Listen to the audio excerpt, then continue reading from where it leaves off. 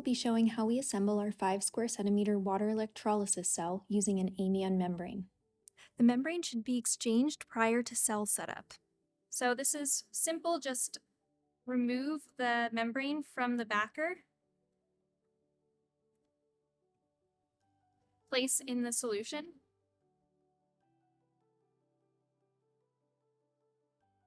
it should be pretty easy to remove the membrane from the backer. You can also take the entire membrane with the backer and submerge it in the solution. The backer should unpeel from the back of the membrane. Here I'm showing a membrane being moved from 1 molar potassium chloride solution to 1 molar potassium hydroxide solution.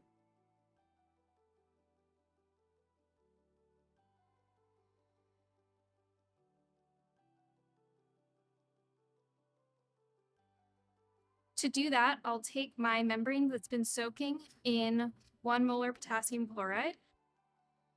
I'll remove the membrane and give it a quick rinse with DI.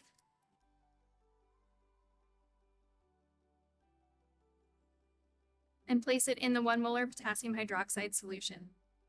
Note that once the membrane is in potassium hydroxide and has been exchanged to the hydroxide form, the membrane should not be in contact with deionized water. Also, once the membrane is soaked, it should not be dried.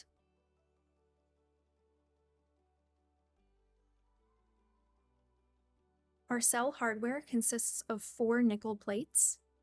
These plates are solid nickel.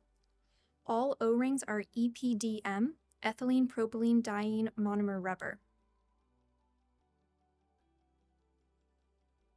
These O-rings are stable in potassium hydroxide and very caustic conditions, but we find that we still need to change the O-rings, particularly on the anode side, more frequently. Stability may be reduced in oxygenated potassium hydroxide. The anode GDE that we're using is nickel felt spray-coated with nickel iron oxide. The GDE we're using on the cathode is carbon paper spray-coated with platinum on carbon. We use a die and hydraulic press to cut the GDEs and the gasketing material.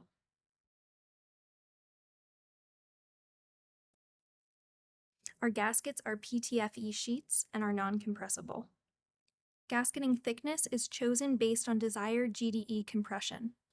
Right now we're compressing our anode and cathode GDEs to between 9 and 10%. Cut the gaskets and the electrodes using dies and a hydraulic press. This is for cutting the GDEs. This is for cutting gaskets. When we cut the materials, it's important that we cut them in such a way that no sharp edges are pointed towards the membrane. So you can see here, when we cut this electrode, we're cutting it with the die facing the active area and the catalyst, so that if there's any deformation, those fibers are pointed away from the membrane surface.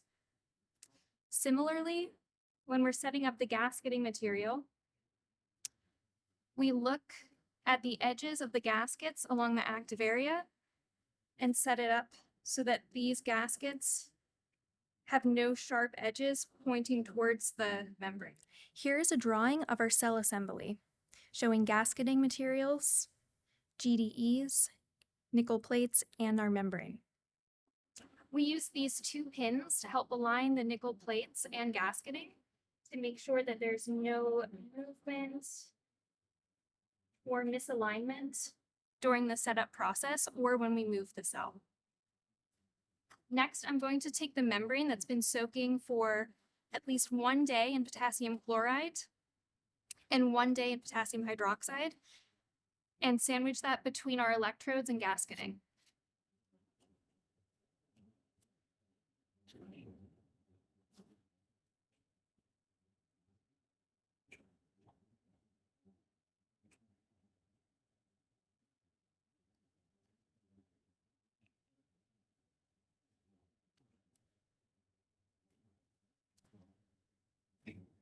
I'm not drying the membrane before I put it in the cell. It's important that the membrane is still hydrated.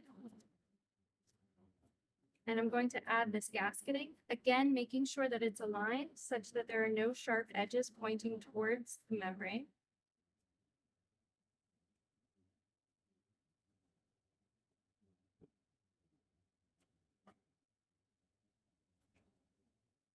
It is important that the membrane lay perfectly flat across the plate to prevent wrinkles or folds. Slightly different thicknesses for the anode and cathode gasketing because our electrodes are slightly different thicknesses.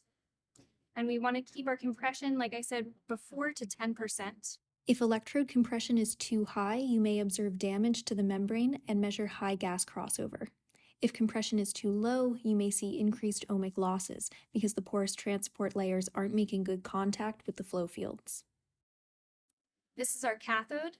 This is the spray coated side. This is carbon paper.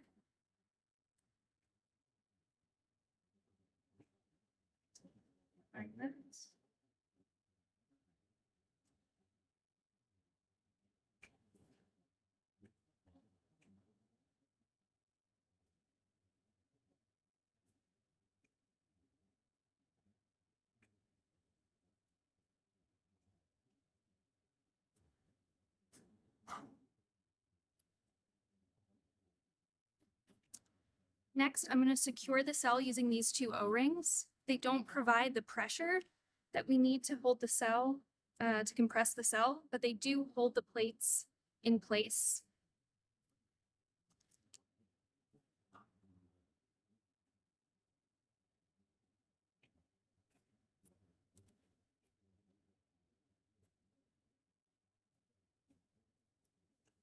Now this is ready to place in our test stand. As you can see, the plates are lined up in the cell hardware. The bottom of the cell fits over the anode side tubing, which fits through the current collectors on the bottom of the hardware. Our hardware is pressurized to 160 psi. This is an alternative to using screws and a torque wrench. The 5 square centimeter cell comes with a pneumatic bladder compression system for even compression of the electrodes. It's recommended to close the cell with a maximum 160 psi of pressure on the bladder, which translates to 350 psi of pressure on the active area. The 50 square centimeter cell does not come with an integrated bladder compression system. Therefore, it's recommended to be closed with the assistance of a hydraulic press by applying the load specified here to ensure even compression across the cell. It's not recommended to compress the cell by tightening cell bolts in a typical star pattern using a wrench without a press or bladder system because it can cause uneven compression. Now that the cell is in the hardware, I'll turn on our solution, which is 1 molar potassium hydroxide, flowing to both the anode and cathode at 5 mils per minute, so that's approximately 1 mil per minute per centimeter squared. Once solution has entered the cell, I'll turn on the temperature to 80 degrees Celsius. Here you can see our connections to our power supply unit. We have separate cables for applying current density and sensing the voltage. Here are the connections to our potentiostat. On the anode, we're connecting the working and working sense electrodes. On the cathode, we're connecting the counter electrode and reference electrode. Here is a diagram showing the power supply and potentiostat connections.